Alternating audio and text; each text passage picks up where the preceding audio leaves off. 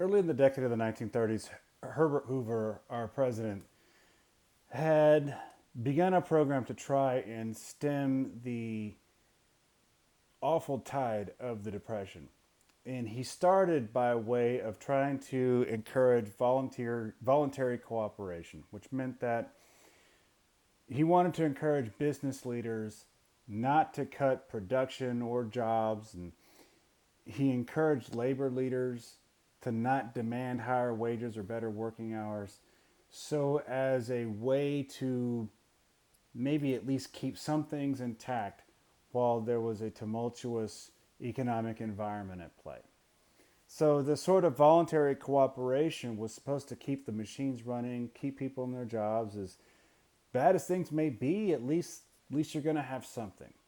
So that sort of voluntary cooperation was at least the idea and the concept behind things.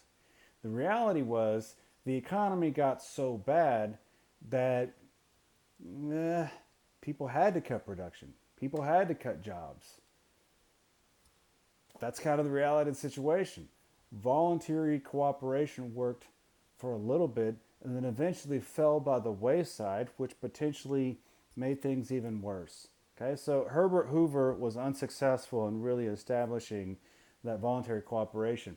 He did try and inject other things into society, especially to help farmers who were really stricken around this time, probably as more harshly as any other industry around this era.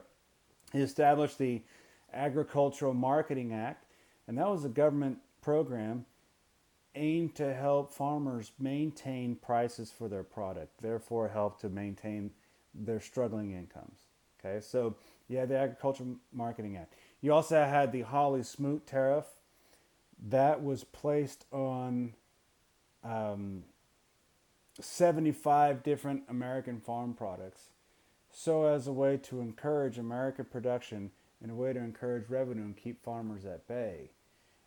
The problem between the Agricultural Marketing Act and the Hawley Smoot tariff was that they were too little and they were too late. They just didn't provide enough sustenance to keep our agricultural system really in place and to keep them afloat. So they were too little too late. And then you also had little shanty towns of unemployed people who were doing without outside of town, set up in tents, government tents and whatnot. They were deemed as being Hoovervilles because Herbert Hoover couldn't stem the tide of unemployment. So you have people kind of recklessly poking fun at the president. Furthermore, though, you did have a Reconstruction Finance Corporation. That was a bill aimed at providing loans to banks to and also to protect American homeowners from foreclosure on their mortgages. You might see something like that here soon as a result of this COVID-19 situation.